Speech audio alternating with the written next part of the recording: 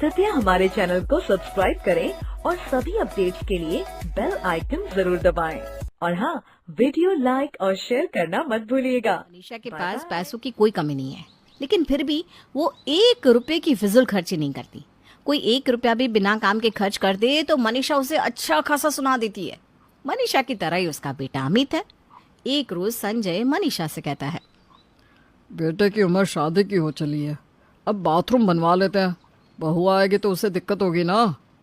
अरे दिक्कत क्या होगी, बाथरूम में नहाना ही तो है, कौन सा सोना है।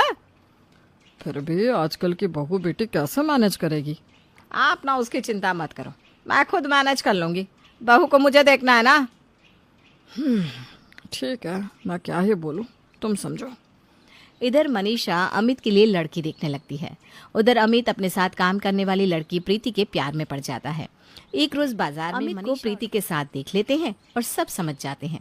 घर जाकर मनीषा अमित से कहती है, देख बेटा, अगर तुझे कोई पसंद है तो बता दे, हम क्यों इधर उधर भटकते चलेंगे तुम्हारा रिश्ता देखने के लिए। वैसे इसमें कोई बड़ी बात नहीं है, आजकल तो सभी प्रेम विवाह करते हैं। मुझे प्रीति पसंद है। हमें लगा ही था। चलो हम कल ही प्रीति के घर वालों से बात कर लेते हैं। मनीषा और संजय अगले दिन प्रीति के घर अमित का रिश्ता लेकर पहुंच जाते हैं और प्रीति के घर वाले भी इस रिश्ते के लिए हाँ कर देते हैं। दोनों की शादी को मंजूरी मिल जाती है। कुछ ही दिनों में दोनों की शादी हो जाती है और प्रीति बहू बनकर मनीषा के घर चली आती है। अमित प्रीति से कहता है, तुम मुझे मिल गई, मेरी हर ख्वाहिश पूरी होगी। अमित, मैं भी इस घर में आकर बहुत खुश हूँ। बड़ा और बहुत सुंदर है। हाँ, माँ ने घर को बहुत अच्छे से सजा कर रखा है। अगले दिन मनीषा नई बहू को कपड़े और जेवर देकर घर का बाथरूम दिखाकर कहती है, बहू जाओ, जल्दी से नहा धोकर तैयार होकर आ जाओ। हाँ जी मम्मी जी। प्रीति कपड़े लेकर बाथरूम में जाती है और बाथरूम देखते ही प्रीति की आंखें बड़ी हो जाती है। इतना पुराना बाथरूम, घर इतना सुंदर और बाथरूम ऐसा, इसकी तो खिड़की भी टूटी फूटी है। सब कैसे नहाते हैं यहाँ। कपड़े टांग देती हूँ।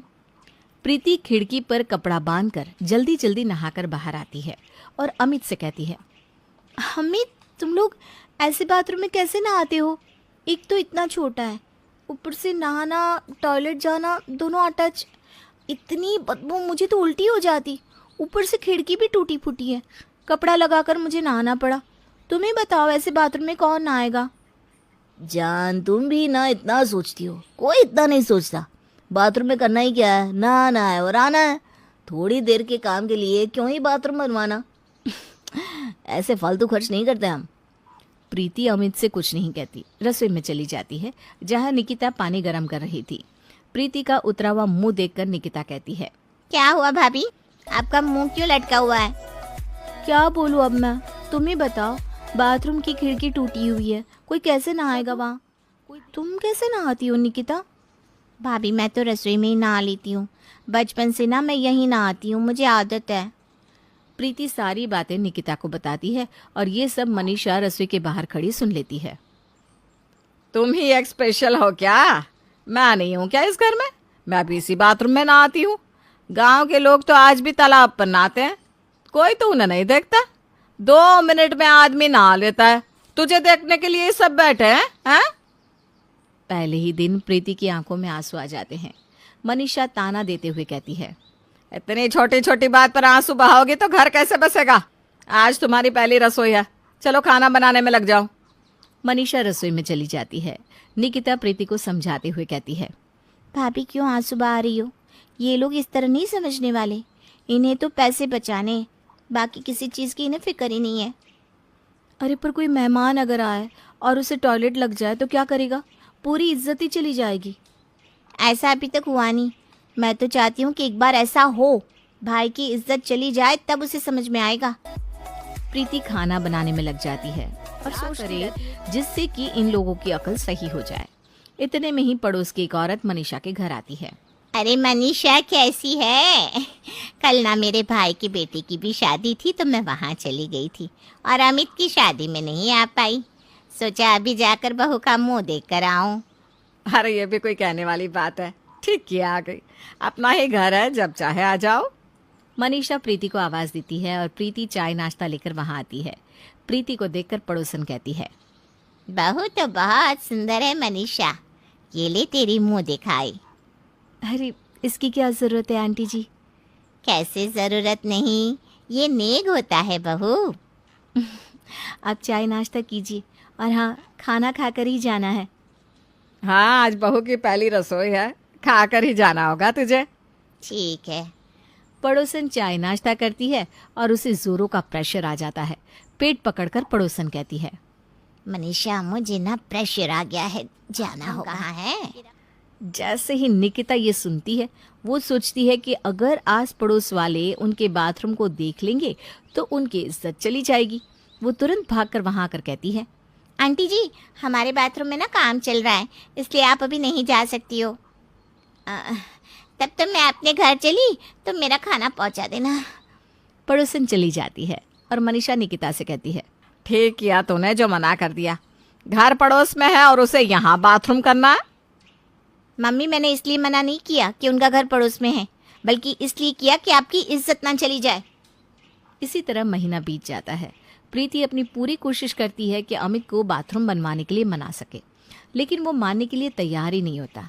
दूसरी ओर प्रीति को हर पल एक डर सताता रहता है। कभी कोई मेरी सहेली या कोई जान पहचान वाले आ गए तो क्या होगा? उन लोगों ने मेरा बाथरूम देख लिया तो मेरी तो इज्जत चली जाएगी। परेशान होकर प्रीति अपने मायके चली जाती है और जाते वक्त अमित से कहती है, जब तक बाथरूम नहीं बन जाएगा मैं नहीं आऊंगी। प्रीति को मायके गए 1 हफ्ता हो जाता है। मनीषा निकिता से कहती है, अरे क्या हुआ, बहू मायके से वापस नहीं आई? भाभी अब वापस नहीं आने वाली, क्योंकि आप लोग कभी बाथरूम नहीं बनवाने वाले, और जब तक बाथरूम नहीं बनेगा वो नहीं आए। आना भी नहीं चाहिए। रहने दे मायके में, कुछ दिन में खुद ही आ जाएगी। तभी अमित आकर कहता है, माँ सही कह रही हो, कुछ दिन में वो अपने आप आ जाएगी। आखिर मायके में कोई कितने दिन रह सकता है। अच्छा माँ, कल ना मेरे बॉस खाने पर घर आ रहे हैं। अरे तू फिक्र मत कर, मैं सब देख लूंगी। निकिता घर की सारी खबर प्रीति को देती रहती है। अगले दिन मनीषा रसोई में खाना बनाने में लग जाती है और निकिता घर को अच्छे से साफ सुथरा कर देती है। दोपहर के वक्त अमित के बॉस घर आते हैं। सब मिलकर उनका स्वागत बहुत अच्छे से करते हैं। मुझे आप सबसे मिलकर बहुत अच्छा लगा और अपनापन भी लगा। Thank you sir. Thank you छोड़ो, सबसे मिलवा दिया, अपने मिसेस से नहीं मिलवाओगे? सर वो प्रीति ना कल ही मायके गई है। सर आप हाथ धो लीजिए, मैं खाना लगाती हूँ। मम्मी ने अपने हाथों से खाना बनाया है। निकिता खाना लगाती है और सभी बैठकर खाना खाते हैं। खाना तो बहुत अच्छा बना है, पेट भर गया लेकिन मन नहीं भरा। अब मुझे समझ में आ रहा है अमित कि तुम बाहर का खाना क्यों नहीं खाते। जब घर पर ही बाजार से ज़्यादा टेस्टी खाना मिले तो कोई बाहर का खाना क्यों खाए?